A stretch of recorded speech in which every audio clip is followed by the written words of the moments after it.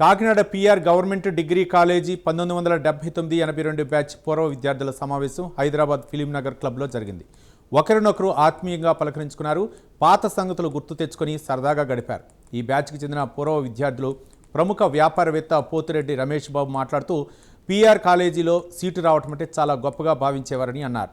Alluri Sitaramaraju, Raghupathi Venkataratnam Naidu, SV Rangarao లాంటి దిగ్గజాలు ఇక్కడ విద్యను అభ్యసించారని తెలిపారు.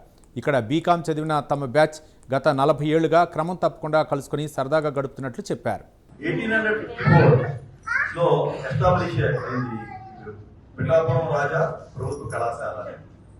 చాలా మంది ప్రభుత్వ కళాశాలే అని తెలుసు, కానీ 6th క్లాస్ నుంచి middle school, upper primary school, middle school, ఆ తర్వాత జూనియర్ కాలేజీ, డిగ్రీ కాలేజీ అన్నీ ఉన్నాయి.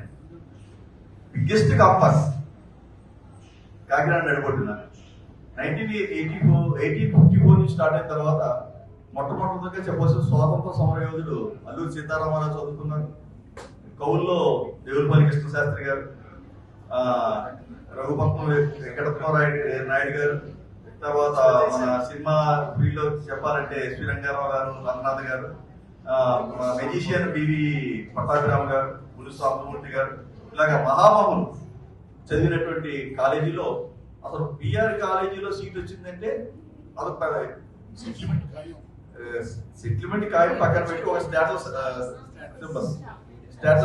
ఎంతో మంది ఉన్నారు. మన రచయితల్లో ఎండమూరి వీరేంద్రనాథ్ గారు, ప్రొడ్యూసర్ లో ఏటి నాగేశ్వరరావు గారు, ఇలాగే చెప్పుకుంటూ పోతే చాలా మంది ఉన్నటువంటి చదువుకున్నటువంటి కాలేజీ.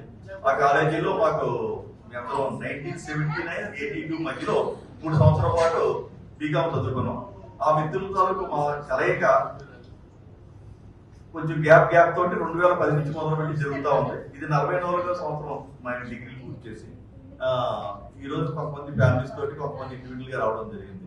సో ఇది మా కాలేజీ ప్రస్తావన, మా స్నేహ ప్రస్తావన. యువతులుగా ఉన్నటువంటి ప్రారంభమైనటువంటి మా స్నేహం ఇప్పుడు తాతలు, అమ్మమ్మలో, నానమ్మల స్థాయి దాకా వచ్చింది. ఇది ఇలాగే కొనసాగాలి. మిగతా వాళ్ళకి, చూసిన వాళ్ళకి, విన్న వాళ్ళకి కూడా ఒక ఆదర్శం అయ్యి వాళ్ళ కలయిక కూడా జరగాలని మేము అందరి తరఫున మనస్ఫూర్తిగా కోరుకుంటున్నాం. Thank you.